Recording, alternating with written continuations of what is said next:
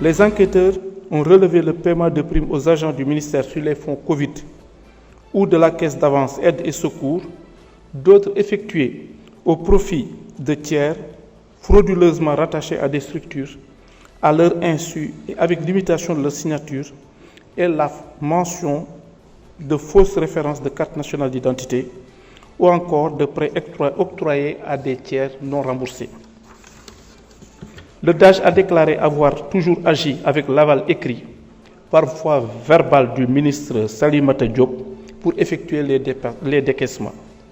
Il reconnaissait avoir usé de fausses décharges confectionnées par le chef du bureau de suivi de la DAGE pour justifier des dépenses non répertoriées, mais qui avaient en réalité été exécutées sur instruction de son ministre. À la suite de l'enquête préliminaire, une information judiciaire a été ouverte à l'encontre de plusieurs personnes. En ce qui concerne l'ancien ministre Salimata Diop, devenu député, il y a lieu de relever qu'il ressort de l'article 51 de la Constitution qu'aucun membre de l'Assemblée nationale ne peut, pendant la durée des sessions, être poursuivi ou arrêté en matière criminelle ou correctionnelle qu'avec l'autorisation de l'Assemblée nationale. C'est au regard de toutes ces observations que la levée de l'immunité parlementaire du député Salimata Diop est sollicitée pour que des poursuites pénales puissent être initiées à ce moment. Je suis devant vous pour éclairer l'opinion nationale sur la réalité d'un dossier de vérification strictement comptable devenu à tort une affaire politique. Les chiffres évoqués, 57 62 000 francs CFA, qui, après rectification des erreurs de calcul, élimination des doublons, s'élèvent en réalité à 44 813 700 francs CFA. Face à cette Assemblée, je déclare solennellement, je n'ai été ni complice, ni témoin, ni témoin passif d'un quelconque enrichissement illicite. Ma vie est un livre ouvert, mon patrimoine connu, mon engagement constant. Les faits sont indiscutables. Chers collègues, rappelons les faits.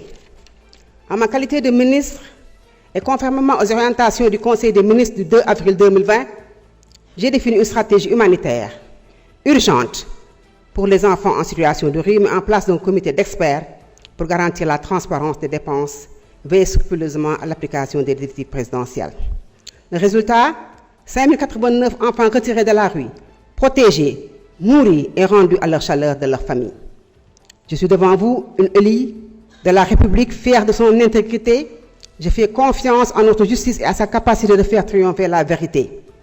Honorable représentant du peuple, je vous le dis avec force. Depuis son arrivée également, le ministre a engagé les travaux sérieux sur les textes que les acteurs des médias ont demandé à mettre à jour. Et lorsqu'on est arrivé, on a trouvé un avant-projet de loi sur la ARCA, la Haute Autorité de Régulation de la Communication et de l'Audiovisuel. On s'est dit, bah tiens, on est en train de nous engouffrer dans le même piège de limitation de compétences du CNRA. On se limite à l'audiovisuel.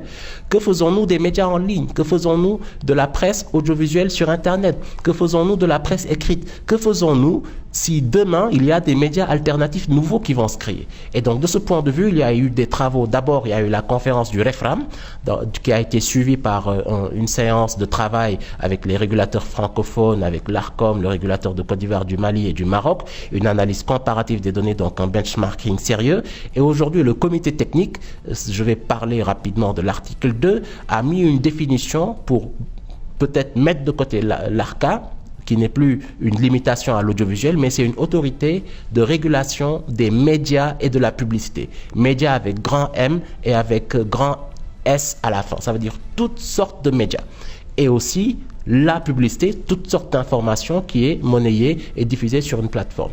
Et de ce point de vue, l'article 2, je le dis là en langage courant, la future autorité de régulation aura une compétence sur toute question liée à l'information et à la communication sur toutes sortes de plateformes d'information. L'histoire du Sénégal est celle d'un peuple résilient qui a toujours su se mobiliser face aux défis de la presse depuis l'aube de notre indépendance. A été une force essentielle dans ce combat. Elle a éclairé les consciences, amplifié les luttes, protégé la vérité, mais aujourd'hui, cette presse est à la croisée des chemins. Dans le secteur public, nous voyons des professionnels des médias confrontés à des injustices structurelles. Salaires suspendus, reclassement ignoré, affectation arbitraire. Dans le secteur privé, la situation n'est guère meilleure. Absence de protection sociale, retard de paiement, perte de salaire, mépris de la convention collective. Ces réalités ne sont pas uniquement des atteintes aux droits des travailleurs. Elles affaiblissent l'indépendance et la vitalité de notre presse, et par là même notre souveraineté. Monsieur le Président, nous ne sommes pas ici pour nous contenter de décrire les symptômes. Nous sommes ici pour construire ensemble les solutions. Excellence, Monsieur le Président, le nouveau bureau du syndicat des professionnels de l'information et de la communication du Sénégal, SYNPICS, qui vient d'être élu à l'issue de son 11e congrès ordinaire le mois dernier, porte une ambition claire. Une presse bien organisée, équitablement régulée, mais toujours indépendante. Dépend de la volonté de toutes les parties de respecter les engagements et d'œuvrer en toute transparence dans le respect mutuel, à travers un plan d'action cohérent et un suivi rigoureux à sa mise en œuvre. Et nous saluons à cet effet la proposition du comité de suivi sous la supervision de M.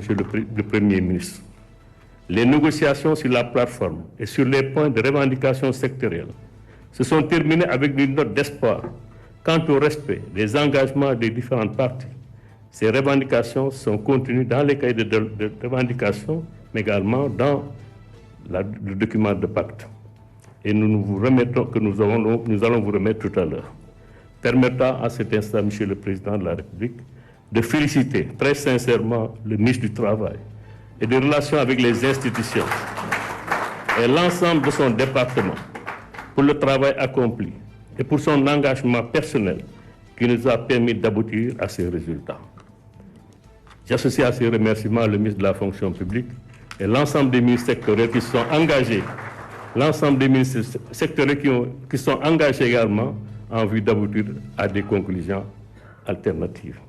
Excellence, notre pays a ratifié les conventions fondamentales de l'OIT, notamment la Convention 87 sur la liberté syndicale et sur la Convention 98 sur le droit à la négociation. Pourtant, des employeurs refusent toujours le droit des travailleurs de s'organiser.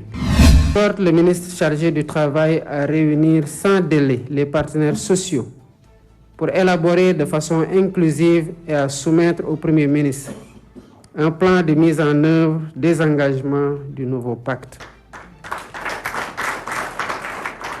Le gouvernement, sous la direction du Premier ministre, veillera au fonctionnement régulier des organes de pilotage et de suivi de la mise en œuvre du pacte.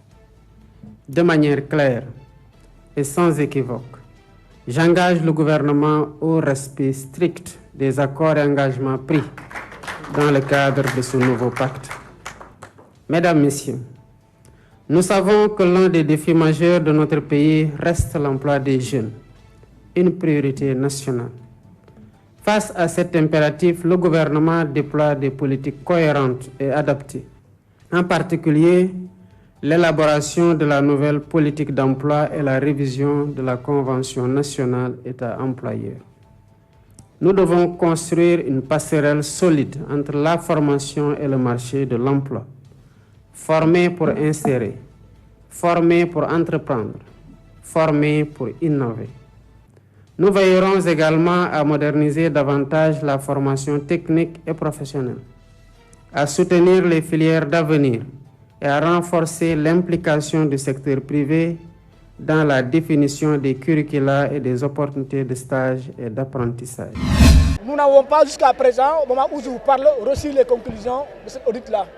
Mais quand il est en audit, dans une direction, on doit savoir c'est quel genre d'audit. Audit personnel, audit financier, audit organisationnel. C'est à travers la presse qu'on nous a dit qu'il y a un audit. C'est à travers la presse aussi que nous avons reçu les chiffres-là. Et sous la base de cet audit-là, ils ont décrété un plan social. On a dit non, parce que les difficultés économiques qu'ils avançaient, nous on espérait, on considérait que ces difficultés n'étaient pas établies. C'est pourquoi on a dit non à ce plan social-là. L'autre problème, c'est qu'à l'AIBD-SA, depuis 2018, il n'y a pas eu d'élection du personnel. une chose que nous dénonçons. Depuis longtemps, nous demandons à la direction générale d'organiser les élections, chose qu'elle refuse. Nous sommes partis auprès de l'inspection. L'inspection a tenté la médiation en vain. L'exploration ne dialogue pas. Le directeur, depuis qu'il est là, il ne dialogue pas. Pourquoi je le dis? Quand vous venez dans une maison, vous trouvez des acquis qui ont été acquis durant des années à la suite de longues luttes et que vous venez un beau jour, vous vous retrouvez dans votre bureau et vous coupez ces acquis-là d'une manière unilatérale. On a considéré que c'était des mesures injustes. Des carburants, on a coupé. Des primes, on a coupé. Tous les avantages qu'il y avait dans la maison, tout a été arrêté d'une manière unilatérale. À ces autorités vraiment, comme l'a dit le président Ali Sow, de vraiment recaser les mécaniciens parce que dans la zone du Zampa, c'est ce que nous demandons et il est impératif et très urgent de recaser ces mécaniciens qui sont vraiment fatigués, qui sont traqués un peu partout et puis on espère que nos revendications seront bien entendues et qu'on sera vraiment satisfait de nos objectifs. Nous sommes venus aussi célébrer la fête du travail aussi et ce thème est défendre le travail, descendre pour le progrès et la justice sociale.